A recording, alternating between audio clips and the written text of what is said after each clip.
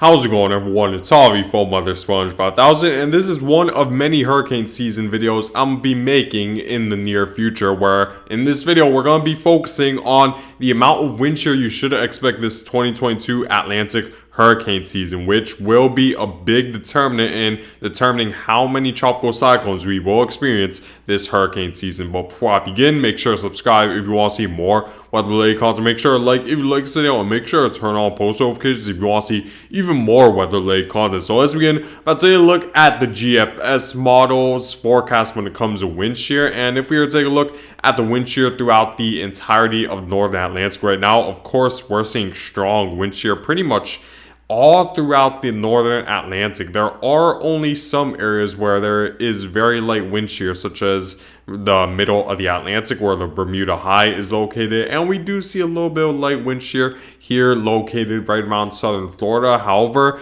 these pockets of a lack of wind shear isn't really big enough to support for any sort of tropical cyclone to develop. And of course, right now the sea surface temperatures aren't warm enough in most areas of Northern Atlantic. It's still very early in 2022, so we still need to wait a couple months before we really begin to see sea surface temperatures rise, as well as the wind shear decrease once we begin to see the air temperature rise, as a result forcing that jet stream further up northward to the point where wind shear will begin to lighten as we head closer and closer to the hurricane season. So as of right now, wind shear very strong, and that isn't going to change probably until portions of June, where we will begin to see the wind shear begin to wind down. But it really begins to get quiet when it comes to wind shear right around August and September, the more active months of the hurricane season, when the atmosphere really warms up all throughout the Northern Atlantic. Now, let's move on to a big factor that will determine the wind shear in the Atlantic this hurricane season, and it's the Enzo Outlook. And this is the latest Enzo Outlook, which came out recently as of April 14th, 2022, and you see that now we're more likely than not going to experience a La Nina this hurricane season, because before, if you've seen my previous hurricane season videos that I made around a month ago, you saw that the certainty between whether or not we're going to experience a La Nina or a neutral phase was still pretty high. So the uncertainty, I should say, was still pretty high between which phase was going to dominate this hurricane season. But now it's now a little bit slightly more likely that we're going to experience a La Nina phase this hurricane season, which will play a big role in terms of the amount of wind shear we'll experience in the Atlantic. If we were to take a look at that, you see that during an El Nino, we typically see the eastern equatorial Pacific be a lot more moist and warmer than average, which as a result promotes more of an upward motion in the atmosphere, which forces a lot of air aloft. And all that air that's forced aloft in the atmosphere as a result of an El Nino is forced to move into an area where it's that all that air aloft is able to sink, and that area happens to be in the Northern Atlantic, where typically the sea surface temperatures in the Northern Atlantic aren't necessarily warm enough to keep up with the sea surface temperatures in the above average sea surface temperatures in the eastern equatorial region during El Nino. So as a result, a lot of that air aloft sinks in the Northern Atlantic, and as that air aloft over the eastern Pacific moves into the Atlantic, that creates a strong amount of vertical wind shear in the upper levels of the atmosphere, with all that air that's forced aloft as a result of a El Nino moving towards the Northern Atlantic, and that creates a very hostile environment for tropical cyclones to develop throughout the Atlantic, because of the amount of vertical wind shear that's associated with an El Nino, with the winds in the upper levels of the atmosphere moving from westerly from pretty much coming from the west, which is going against the surface trade winds are moving at, which is moving from the east, and that creates strong vertical wind shear during an El Nino. But the opposite happens during a La Nina, where we see a very cool and dry eastern equatorial Pacific, which promotes a lot of sinking air to occur in this region. And as a result of the lack of air that's aloft right around the eastern equatorial Pacific, not a lot of air is moving into the Northern Atlantic. Rather, a lot of that air associated with tropical cyclones in the Northern Atlantic and and even everyday troughs are moving towards the equatorial Pacific, which is coming from an easterly direction, which is pretty much going the same direction as the surface trade winds in the Atlantic, which creates a very favorable environment for tropical cyclone development and weaker vertical wind shear as a result. So the fact that we're expected to receive a La Nina this hurricane season will promote more tropical cyclone development as a result of a lack of wind shear, and as a result there could be a possibility where this hurricane season could be hyperactive. Now, another thing we need to take a look at, which a lot of meteorologists don't point out, but there is a significant correlation between the precipitation right around the Saharan desert region and the amount of wind shear in the main development region, because typically if there's a little bit more precipitation in the Saharan desert during the summer months, that means that there's a strong monsoon season, and that monsoon creates a very strong easterly flow in the upper levels of the atmosphere, which promotes more tropical cyclone development and promotes a weaker sheared environment in the main development region. So that would definitely promote a more active than usual hurricane season, where you see here, based on this scientific journal, it's been found that the EOF is significantly correlated with Sahel precipitation and varies on multi-decadal scales. And if we were to take a look at the amount of wind shear that occurs during monsoon season, we see that we typically see a lot more winds in the upper levels of the atmosphere coming from the east rather than the west, which is a very weakly sheared environment compared to years where we see less precipitation in the Saharan desert region, where we see winds more coming from the west rather than the east, which would promote a higher level wind shear, because the upper level winds are going against the winds that the trade surface winds are going at, which creates a highly sheared environment, because wind shear is a change in wind direction or wind speed with height. And of course, when it's a lot drier during the in the Saharan desert during the summer months, we see a stark change in wind direction with height, where the surface winds are coming from the east and the upper level winds are coming from the west. So that creates a highly sheared environment when we don't see a lot of precipitation in the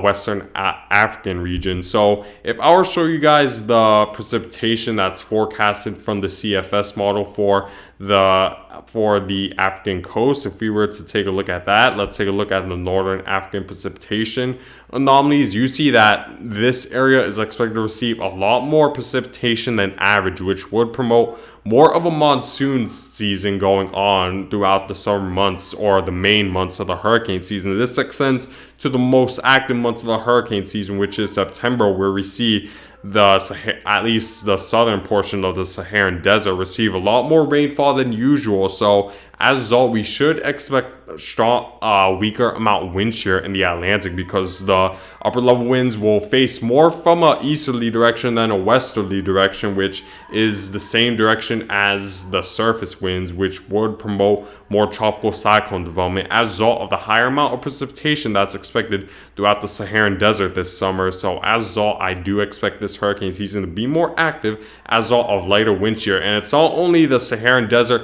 precipitation we need to look at, we also need to look at the overall forecast from the CFS model when it comes to the wind shear throughout the northern Atlantic in general. So if we were to take a look at that, let's take a look at the wind shear anomaly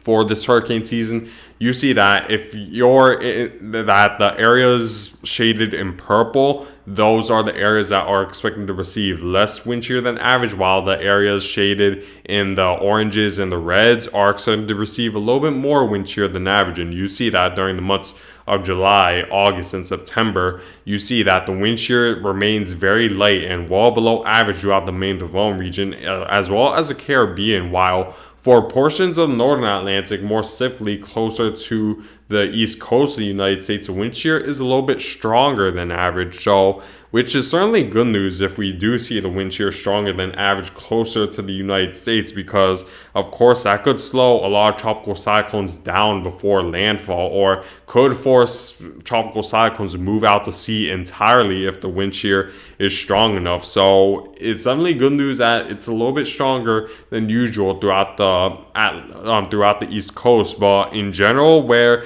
the most tropical cyclones do develop, right around the main Devon region and portions of the Caribbean, wind shear is lighter than average, which in general I'd say it almost will cancel out the fact that the wind shear is a little bit stronger than average throughout the northern Atlantic, because we're going to see so many tropical cyclones develop in the main Devon region to the point where it'll easily cancel out stronger wind shear, and even in fact probably go above what this stronger wind shear is gonna do when it comes to the amount of tropical cyclones it'll prevent during the hurricane season, because in this area not many tropical cyclones develop, while in the main Devon region this is of course where majority of tropical cyclones do develop. So the fact that the wind shear is lighter in the region that's most prevalent for tropical cyclone development would mean in general more tropical cyclones should be expected this hurricane season, and the stronger than usual wind shear along the East Coast won't change that fact. The best thing it could do is prevent storms from making landfall as strong as they would be if that wind shear wasn't there, and also it could prevent some tropical cyclones moving uncomfortably close to the United States. But outside of that, the more tropical cyclones should be forecasted, and even though there's stronger wind shear, I'd say at least maybe a few of these tropical cyclones, despite this wind shear, will make landfall in the United States, which would be extremely significant this hurricane season. So make sure to keep that in mind. Now, another thing we need to take a look at is the Arctic Oscillation Index, which pretty much, to make a long story short, when the Arctic Oscillation is in the negative phase, that means that there's more jet stream dips, the westerly winds are a lot weaker, so cooler air is more likely to diverge further southward, and as a result, that'll bring the jet stream winds further southward as well, creating a more highly sheared environment. While during a positive Arctic oscillation, we see the westerly winds a little bit stronger, so the cold air or the instability isn't likely to go as far south, which would create a less sheared environment for the Atlantic. And you see right now we're in the negative Arctic oscillation, which is promoting more wind shear for the Atlantic at this time. However, the pattern I tend to notice is that typically if we're in a negative or positive Arctic oscillation, it typically lasts for around 1 to 3 months. You see that for the most part between early January into the mid portion of March, we've been in a positive Arctic oscillation, but now we're more in the negative Arctic oscillation, and that's expected to continue. So if we were to base it on that rate, that the phase changes mostly for the most part between 1 to 3 months, then we could get a positive Arctic oscillation during the most active months of the hurricane season, which would definitely be the concern. But we still need to wait and see. It's still difficult to forecast what Arctic oscillation we're going to be in by the time the hurricane season rolls around, but I'll make sure to keep you guys updated as we do get more updates. But at this point, it seems like a positive Arctic oscillation is more likely during the more active months of the hurricane season, which would promote less wind shear and overall more tropical cyclone development in the Atlantic. Now, taking a look at my forecast when it comes to the amount of wind shear during the Atlantic, this is based off the Gfs model, the Enzo Outlook, as well as the precipitation anomalies right around the Saharan desert region of Africa. And you see that I'm expecting very weak wind shear throughout the main Devon region, including the Caribbean, while the moderate wind shear should be expected for most of the southeast coast. But I do think that the weaker wind shear in the main Devon region will overall promote a much more active than usual hurricane season, and this moderate wind shear that's expected for the southeastern United States won't prevent that from happening. So as a result, I do expect this hurricane season to be more active as a result of a weaker amount of wind shear. So make sure to be aware of that. But remember, whether this hurricane season exceeds your expectations, falls below your expectations, or meets your expectations, remember that all it takes is one storm to completely devastate a community and completely create a life-threatening situation for you and your family. So make sure to stay prepared and not underestimate the hurricane season just because it might not necessarily meet your expectations. So make sure to be aware of that this hurricane season. But anyways, guys, I thank you guys for watching. Make sure to subscribe if you want to see more weather-related content. And I hope you guys have a great day. And thank you guys for watching.